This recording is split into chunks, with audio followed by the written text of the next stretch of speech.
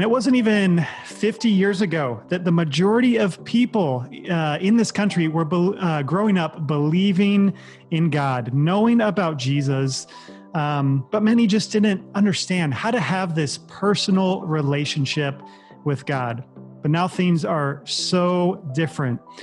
And then you add on that everything that young people today are surrounded by, a culture where truth is thought of as something that each person decides, mental health issues skyrocketing, porn addiction at an all-time high, racial injustice, human trafficking, evil and suffering all around us, everywhere.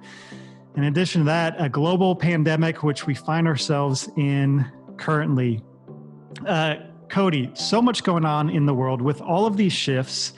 And in your experience working with students and all the research you've done, what are the spiritual questions that students are no longer asking? And then what are they actually asking?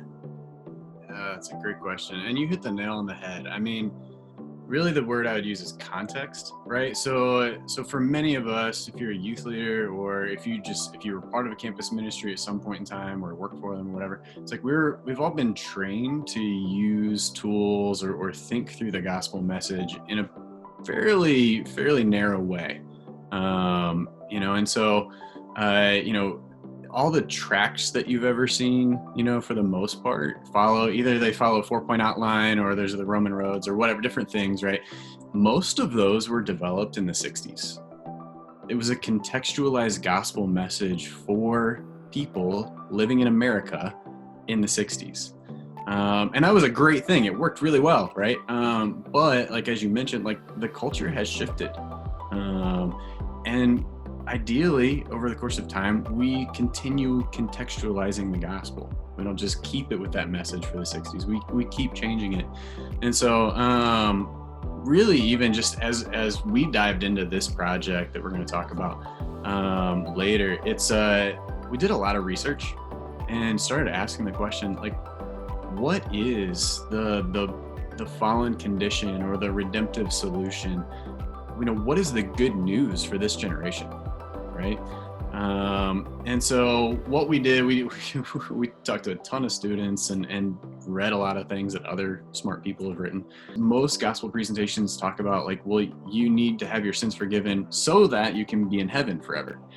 Well, this generation, heaven, the afterlife, that's not a primary concern, right? This generation, they're lonely, they're overwhelmed, they feel purposeless, they're hurt. They aren't worrying about what's going to happen in the afterlife. They're not, feeling guilty over sin. They're trying to figure out, like, how does Jesus actually affect my life today? How does he affect the things that I'm experiencing, the things that I'm going through today? Yeah, so good. So true. It seems there are greater felt needs that this generation has, greater pressing issues in people's lives. And of course, knowing God personally, talking about heaven is still important, and we can get there, but that's not the starting point. They're asking different questions. We got to start with where people are at and answer the questions that they're actually asking.